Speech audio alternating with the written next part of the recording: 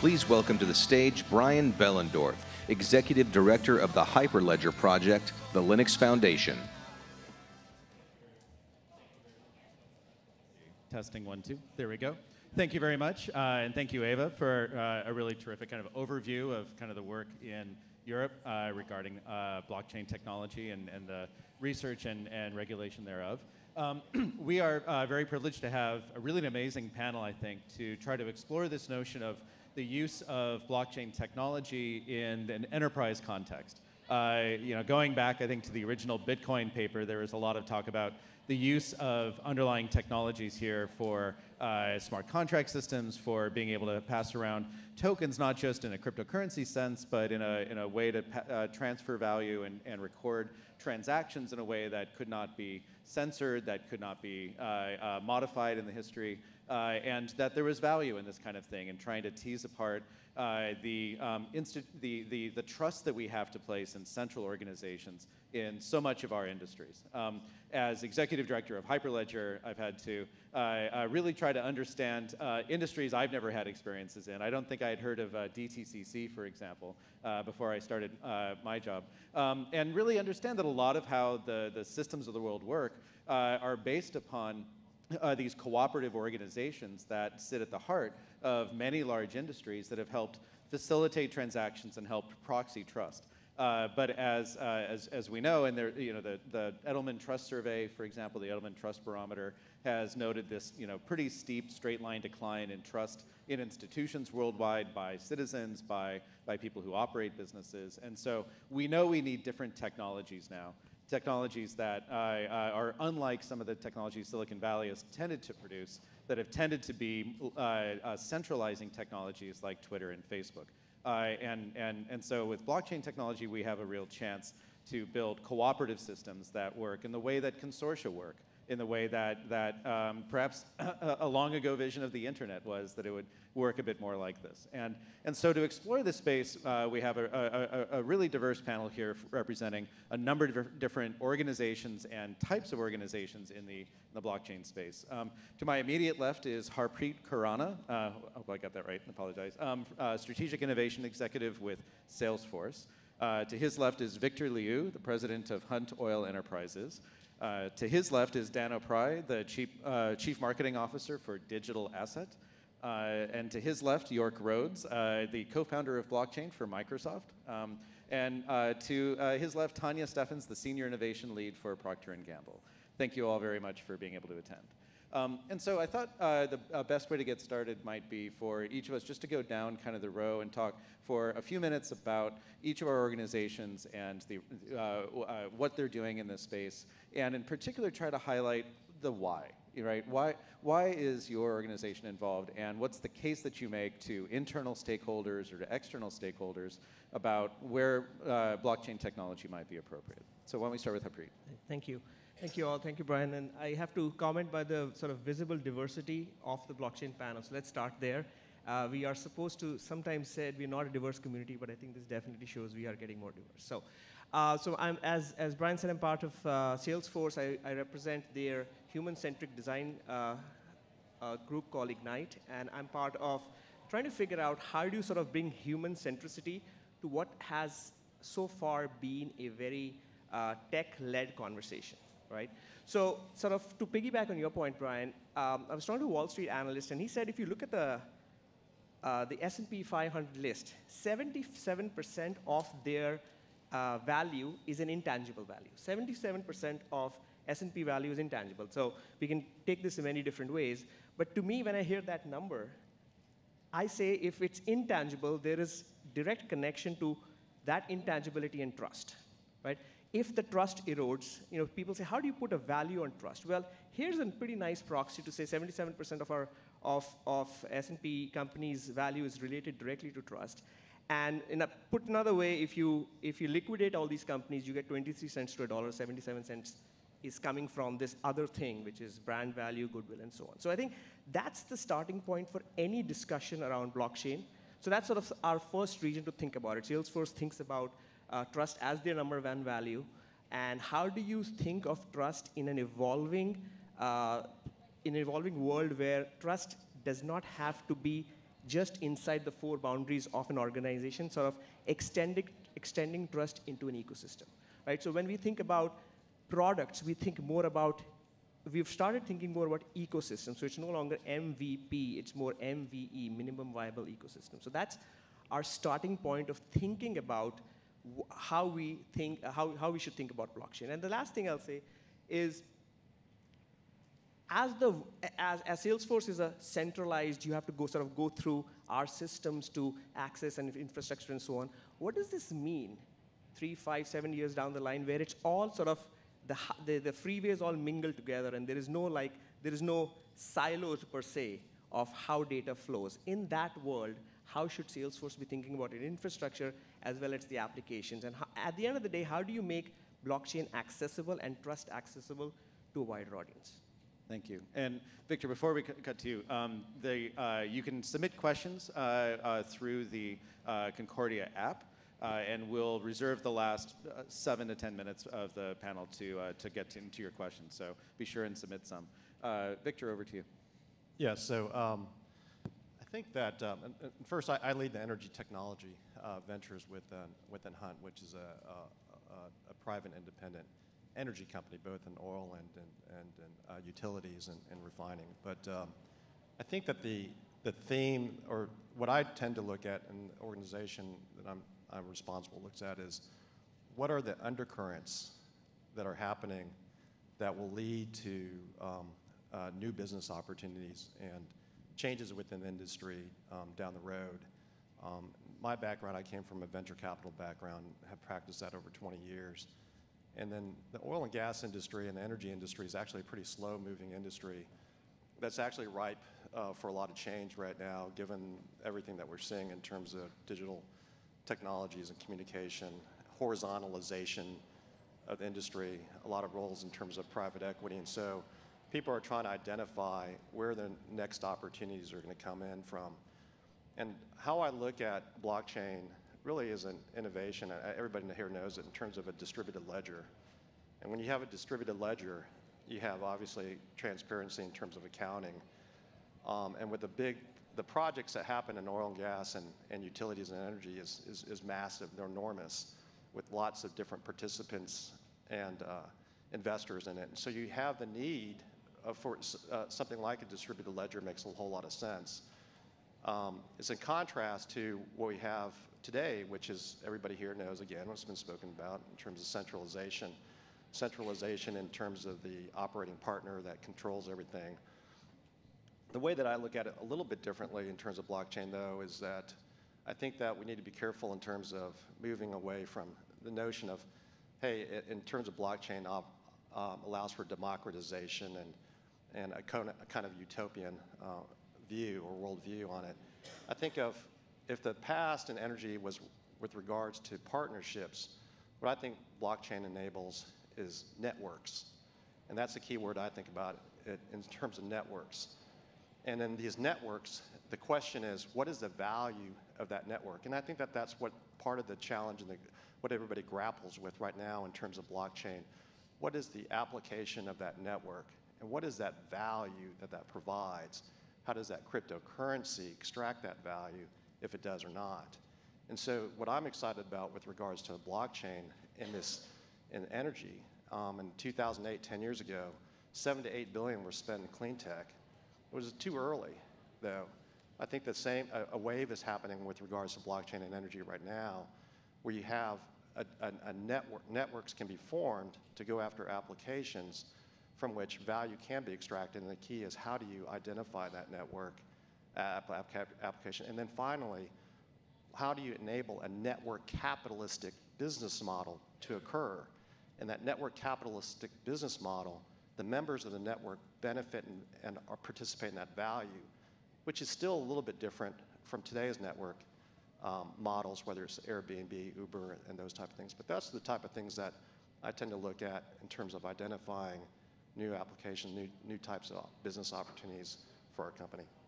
Thanks, Victor. And Dan, you represent one of the few technology providers. I mean, in a different way than Microsoft, and we'll get to York next. But could you talk a little bit about when you're talking to your customers and engaging with them, what's the case that you make, and how well does that land, and what have you seen now in a couple of years as the most successful parts of that kind of message?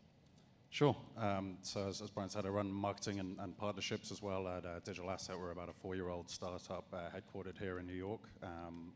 And we've been working with, rather than trying to reinvent the financial system and create new assets or do new ICOs, we've been focused on starting where the assets already are and dealing with trying to get them onboarded onto a distributed ledger and try to rule out some of the inefficiencies that exist in that space. So we've had a fair bit of success at this. We've been initially focused on financial market infrastructures, working with large providers like the DTCC that Brian mentioned, the largest central securities depository in the world. The Australian Securities Exchange announced that they're moving their entire post-trade clearing and settlement system across to a Digital Assets platform, and several other large FMIs and other platforms. So I think to your question, part of the case that resonates the most is initially the cost savings. That's something where there are a lot of very fragmented systems, not just again across multiple different participants in that network, who each will have their own back office systems or reporting systems. And then, so actually creating a unifying layer that can let everybody within the same ecosystem rely on the same source of data is more of a sort of mutualized industry beneficial cost saving. So that's why we're seeing a lot of people turn to look at initiatives such as Hyperledger and creating those low-level common processes which will drive down costs for entire industries. But then there's the second piece of that as well, which is that fragmentation doesn't just cause delay and costs through reconciliation, but it actually prevents you from being agile. So as regulations change or market conditions or customer needs change, it becomes very, very difficult to adapt your very large, very complex, very rigid bespoke systems that exist today.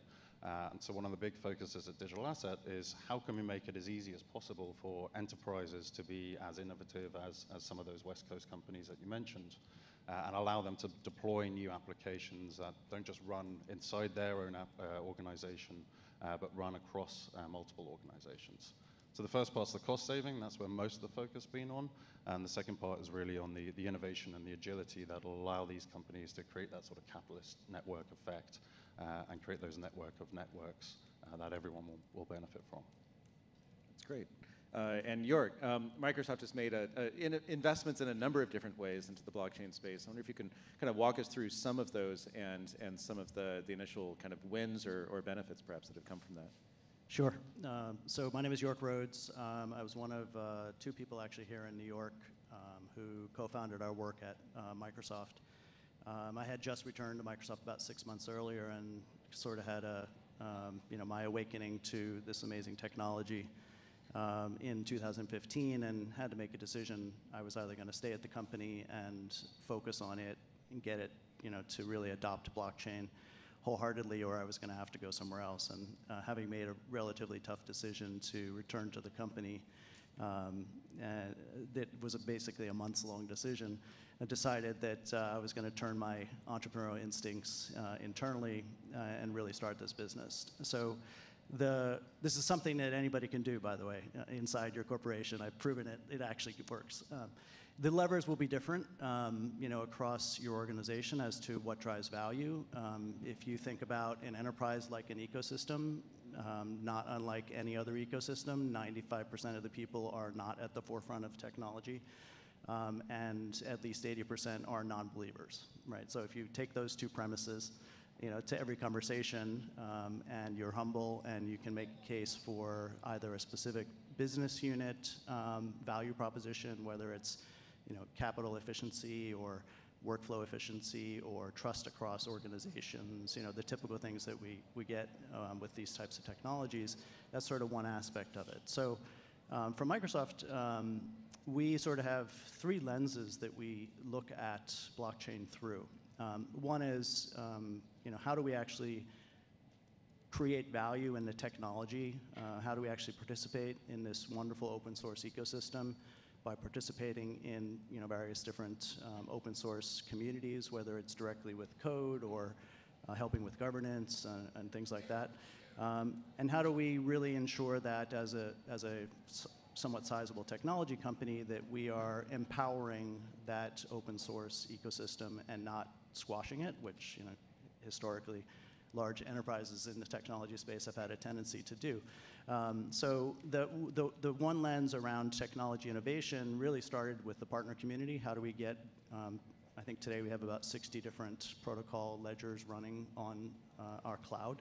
So how do we actually start there, enable enterprises to take advantage of those technologies, look at the telemetry that tells us what enterprises are doing, figure out where enterprises are having struggle, add some more technology to the picture, and just keep innovating.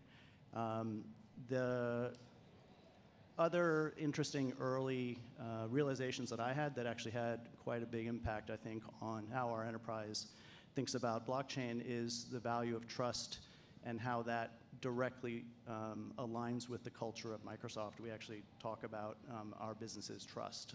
It's an interesting vector of one of the pillars of our business. And I think culturally, generally, you can see that now, particularly with our new leadership. But in that specific area, we have a huge focus on humanitarian sector technology innovation and how to work with the different UN agencies, work in the field, and you can see this across many different things that we do. So trust and transparency, and one of the areas where that becomes quite interesting is in the identity space. And I started almost 3 years ago actually pushing the blockchain value proposition around identity through our organization as well. So we're actually doing quite a bit of work technology-wise in the identity space. We co-founded the Decentralized Identity Foundation specifically to work with the open source community to help drive standards in that space and ensure that new islands would not be created. Like, for example, today we have, the social media islands, for example, right? So that's an important vector on the product side. We probably have about 6 different product initiatives. The 2 other areas are how do those products impact what we're doing with customers, and then how do those products impact what we do internally as a customer. And we've done a couple of examples internally where we've actually gone to production. One is an Xbox royalties payment system where we're basically making the payments workflow process much more efficient between game publishers like Electronic Arts and Ubisoft and others, and Microsoft as a platform called Xbox, and actually making that a more efficient process. So that's just sort of one area, and efficiency of systems is really the focus there. And there's a couple of other that we're not in production yet quite, that are in the supply chain area that we haven't gotten to the point we're ready to talk about them yet, but we're doing some things in both digital supply chain as well as physical supply chain, leveraging things like identity of goods, for example. And then lastly, how do we take these technologies to our customers? A lot of those internal examples, like the Xbox One, is, as you heard, with some customers, like in the gaming space. But we've also done quite a bit of work in supply chain outside with customers, and the recent example of that is maritime insurance. There's a consortium called InsureWave that was actually put together. Ernst & Young was the integrator essentially behind that, and that involves Maersk, Towers Watson, a couple of other large organizations in that space that look at high-value goods on the seas and how you actually monitor what's happening to those goods and react in real time so that you can change the premiums of that. So that's an example in insurance. This summer I actually had the wonderful opportunity to work with the World Bank, and we're going to be talking about that later today, which is basically a issuance of a bond leveraging blockchain as the sole record of that asset. So it crosses a number of different spaces, and it's been quite an exciting journey. That's great. And Tanya, what's a consumer packaged goods company doing in the blockchain space? I mean, what's been the driver for kind of the research here, and where do you think the first couple of opportunities will be for P&G? Yeah, absolutely. I think I get asked that a lot. They're like, P&G is not a technology company, is it?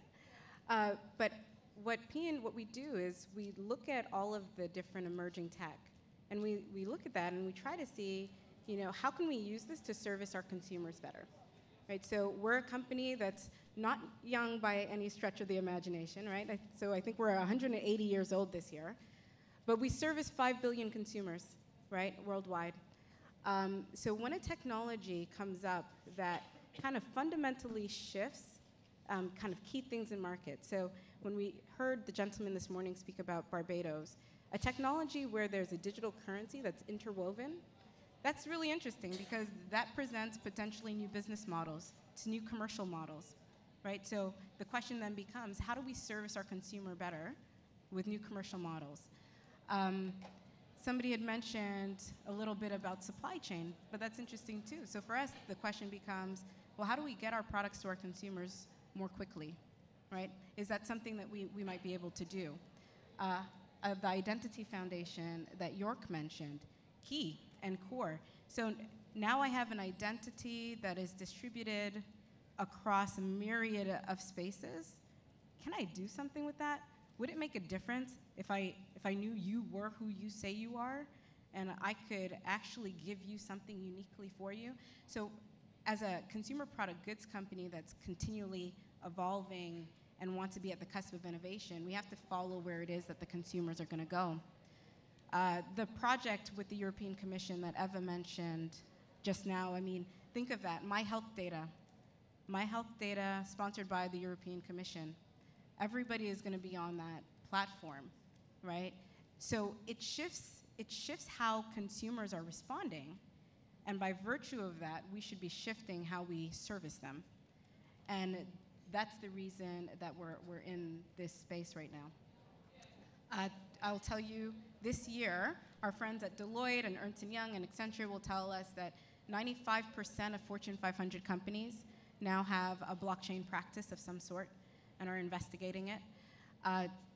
2 years ago, it was very, very different, right? You're answering the question, like, really, is it real? Is it still gonna be around? Are you guys just wasting your time? But I think what's happened is now that people have had the right type of exposure to it, they're starting to envision models themselves, right? So we're really in this to be able to understand how can we be part of that shift and that change that's happening. And one, I think, interesting aspect of this is, I think it feels like this technology has as many moving pieces and could be as core to reinventing how a business works as the internet was 25 years ago, right? Starting 25 years ago and moving forward. And I started a website design company in 1993 that built brochureware websites for people. And then those became more sophisticated sites than e-commerce sites. And eventually, it seems every company in-housed a lot of that knowledge and started to build a lot of their own sites. They'd work with contractors, they'd pull things off the shelf, but largely they felt understanding the internet became core to their business. Tanya, do you feel at some point this is a technology that P&G feels like it has to get its hands around and kind of understand internally and deeply, as deeply perhaps as it has the web? Or is this something where, really this is just a new kind of database and we'll be able to just pull something off the shelf and pay someone else to deal with the complexities of? Yeah, I mean, it's interesting. In this space, I don't think I've heard the analogy hammer looking for a nail more than in the blockchain space. I'm sure you guys have all heard it as well. And I found that hilarious because at the same time, if a hammer finds a nail, that's a good thing, right? So I don't think it's a spectator sport at all. I really think that one of the reasons there was so much confusion about blockchain is because there are so many things that it can do, right?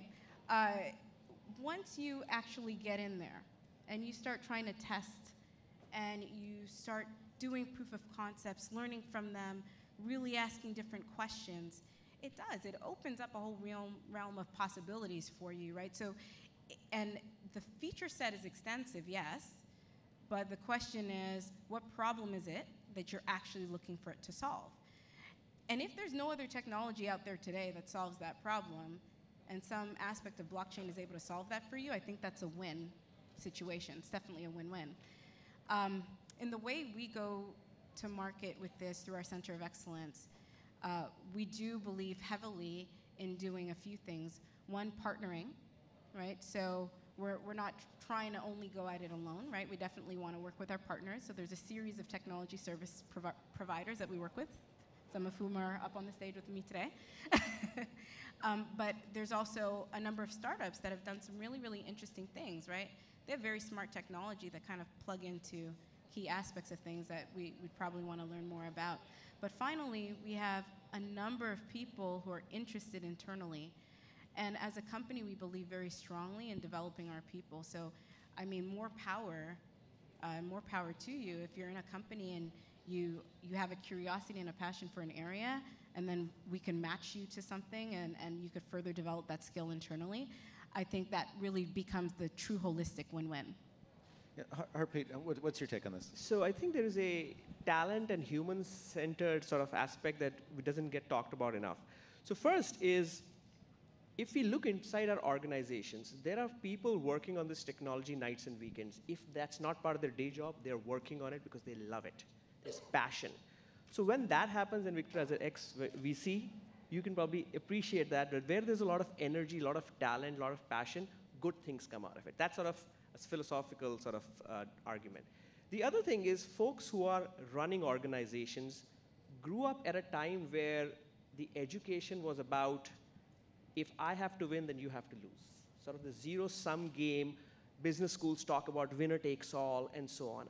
I feel like as we are sort of proving use case after use case that you don't have to think of it as a zero-sum game. You can think of it from day one as a network-centric or rising tide lifts all boats. That, I think, is a fundamental shift that current executives honestly are struggling. But as the next generation of leaders who are working on passion projects come to the fore, I think we'll start these questions about, is this real? Is this a solution looking for a problem, hammer, nail kind of thing? I think a lot of those things fundamentally will start getting addressed. Well, I think you do bring up kind of two aspects of this. One is blockchain technology is a team sport, is a phrase that I love hearing. And then the second is really, how core is it to the business versus how much is it? I mean, in some ways, Salesforce as one of the leaders in kind of the cloud space for so long, right? I remember in the early mid 2000s, even like making the case, because the company I had at the time was also a cloud company, to convince other people to let us hold your crown jewels, right? Required a lot of trust. And in a way, do you think blockchain is the next generation answer to that challenge that the cloud has always had, and saying, you can trust us to hold your crown jewels? Now we've got a way actually to mutualize that infrastructure and answer that trust question. Is that? I'm always worried about answering these questions because these don't age very well, right? So sitting here in 2018, saying things and like, so let's sort of step back a little bit, right? So Salesforce is celebrating its 20 years anniversary this year. And even now, we are having sort of religious discussions on what should be on the cloud and what should be on-prem, right? So it has taken a while. A lot of people say that's a no-brainer. On-cloud, born-native companies are everywhere. But I think that's sort of the trajectory that it takes. So it's almost taken 20 years, and now I think there is a lot of momentum behind cloud. But I think that is the kind of time frames we're looking at in this kind of sort of paradigm-shifting technology. And Victor, the oil and gas industry perhaps is famous for having early on deployed big data tools and even a bit of crowdsourcing to try to find new sources of ideas for where to drill and that sort of thing. And obviously has lots of business associations kind of in that industry. Is this something that fits into an easy paradigm for your industry? Like, are people in these different companies used to collaborating around data and production systems like this? Or does this require kind of a sea change amongst your executives? Yeah, I think that within oil and gas, and again, we look at also with regards to all of energy, and so one of the first applications that we're using blockchain is actually on the power side, because of the number of transactions that happen in a moment simultaneously is much greater in electricity side. But within oil and gas, it fits very well. It fits very nicely, but the industry is slow, and it revolves around power with regards to the operator. And so what happens in oil and gas is that, as most folks know, it's a huge industry in terms of an enormous amount of capital, and enormous number of capital expenses and assets. And so there's a lot of responsibility and management that goes with it. And again, where I think that fundamentally, if you think about a distributed ledger, one of the most important people in any organization is the accountants. The accountants know not just the cost, the expenses, keep the P&L. Most accountants actually know where the assets are, right? And so what you're doing is you're having a distributed accounting system, a distributed ledger system throughout the participants. And within an oil and gas well or a project, again, you have a lot of different investors, a lot of different parties, and you have to have compliance, and you have to have transparency or liability or responsibility. So I think that the system fits well in that regard. It's just a matter of how do you get the network, and this is why I like to use the word network, how do you get the network to gain momentum and steam? And so you have to get all the parties to adopt onto that, whatever system it is, whether it's Hyperledger or another distributed ledger system, to work, and you have to have things like privacy and security to work, and Hyperledger tries to address that within the privacy and the security side of things. But again, I kind of think that energy is a big area and a big field for this, and just like in any of the comm side that happened in terms of IT, I still remember SAP, right? Salesforce.com 20 years ago when it got started. I remember companies like PeopleSoft, when I was at Harvard Business School, getting it started off, and then companies like Salesforce address the same sort of thing with regards to CRM. So I think it's going to takes a wave of that change, but it's really kind of the network that's got to get going. And then how you get a network to go is you got to find, and what I look at oftentimes is how do we identify a killer app, and then that application of that network will pull other people into it to join and create that movement. Dan, I'm wondering if you could speak to this too, because when you do a project for ASX or for SIX or for somebody else, like you're not just dealing with one company. You're dealing with all of their brokers, all of their customers as well to get this network bootstrapped. Is that a unique kind of challenge? I mean, I don't know. Can you speak to that? Sure. Yeah. So you mentioned the sort of blockchain is a team sport and the challenges of bootstrapping a network. And so I think one of the key things is that there is a huge network effect, but it doesn't necessarily have to be a full-blown network on day one. So as I'm sure everyone up here knows, getting one enterprise to adopt is difficult. Getting 10 is probably an n squared more difficult problem to do, especially to coordinate that at the same time and get that movement. So one of the ways that we've approached this is to focus on sort of natural central points within a market. Stock exchanges and CSDs tend to be these within the financial world, but it may be a Salesforce, it may be a cloud provider, it may be another different type of entity where they can actually really lead that change, such as the ASX have done, where on day one, it will start just sort of having proved the benefits for the ASX themselves and to have the efficiencies internally and the additional agility that they'll have. But then over time, rolling that out to their customers so they can adopt a node and join the network, and then their customers' customers. So it doesn't have to be a big bang switch where everybody moves all at once before anyone gets any value. You can transition over time, like with the cloud adoption, you may want to move some of your systems to the cloud and keep some on-prem. You may want to run a node for certain aspects and join the network and stick with your existing enterprise systems for other functionality that you do. So I think really it's that comes to the sort of the killer app point, but also the who's the killer entity to really transition and drive that change within an industry. Yeah, I think there's some very interesting points that we should bring out as well about the characteristics of the evolution of technology that we're in now. So I want to talk about that in a moment, but just to your point about the killer app, it doesn't have to be the only killer app, right? Because we're talking about a network upon which applications run, right? So if you take the first wave of adopters, it's going to be what's the killer app for the first wave of 5, right? And 5 we find is actually a pretty decent number because it's not too large, but it's big enough that it makes sense, to get a use case across those that's actually a relevant use case that's been vetted by enough parties. And typically those parties would have different roles in the network anyway. So what you'll see is this network effect that happens in successive waves, that the network is the sort of the open source thing, and on top of that you can build proprietary applications. That's actually very different as well, and the characteristics of the time that we're in today I wanted to bring out, because if you think about, and by the way, one of the lever points that I used inside Microsoft was, we had our 1993 moment, right, where we missed the signals, and I felt like this was the 1993 moment in 2015. I saw the signals, and I wanted to ensure that the company didn't miss the signals this time around. So that was partly sort of my internal motivation, and an interesting tool that I could use. Bill Gates and others had great quotes around that time frame that were very interesting fodder for that conversation. But going back to the characteristics, if you look at how the dot-com boom and beyond up until now has been funded, it's been funded based on proprietary closed technology backed by VC firms, primarily. What we have today is we have an open source layer of technology, even though like TCP/IP obviously and the web and others are open.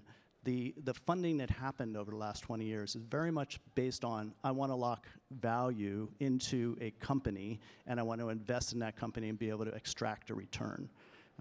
It was great, right? I mean, we are where we are today because of that.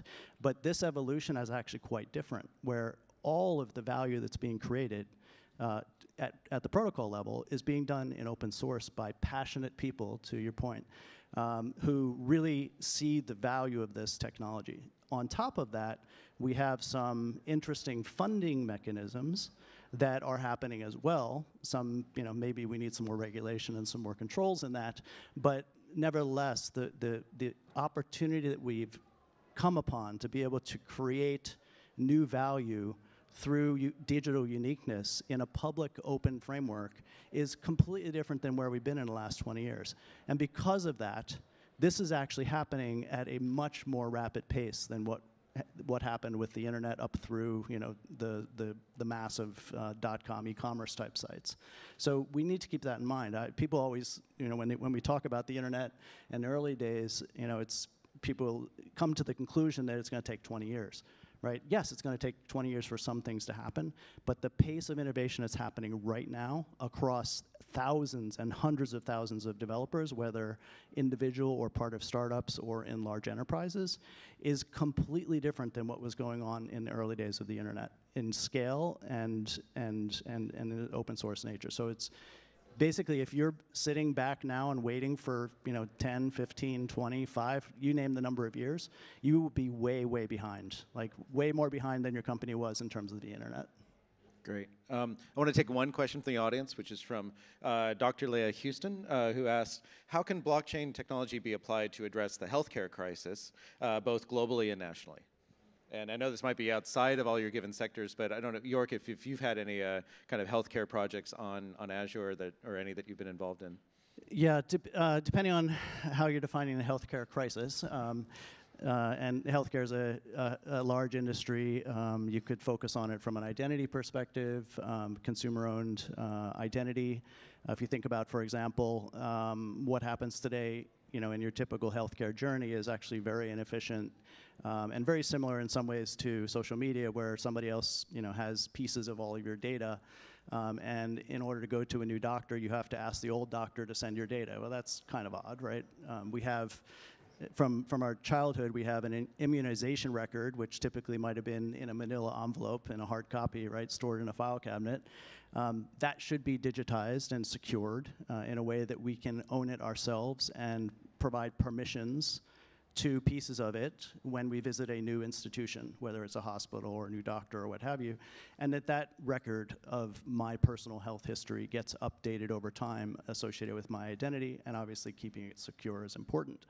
One aspect of that. I think from an efficiency perspective, there are companies that I think the number of APIs into different systems in the healthcare market from different companies is over 400 different sets of APIs, right? Which is just completely untenable.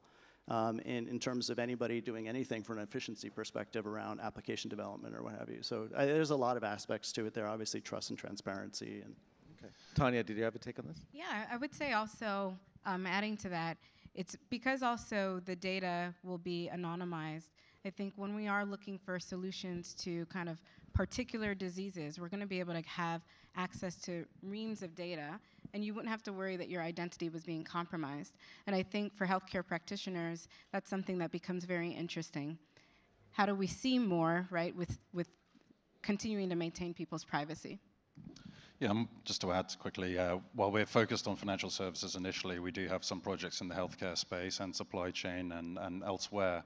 So they're not public yet, unfortunately, so I can't name the names, but we are looking at how can you have that straight-through processing within healthcare, where you're dealing with a lot of the same issues that you have in financial services with a very complex system of multiple different legal entities behind the scenes for what may seem like something pretty straightforward to you and I, coordinating across hospitals, payers, providers, doctors, and patients, and allowing you to actually, when you make a claim, use smart contracts to make sure that the claim can be processed and can be judged as eligible as quickly as possible, processed as quickly as possible, and get the payment into the hands of the people who need to move forward.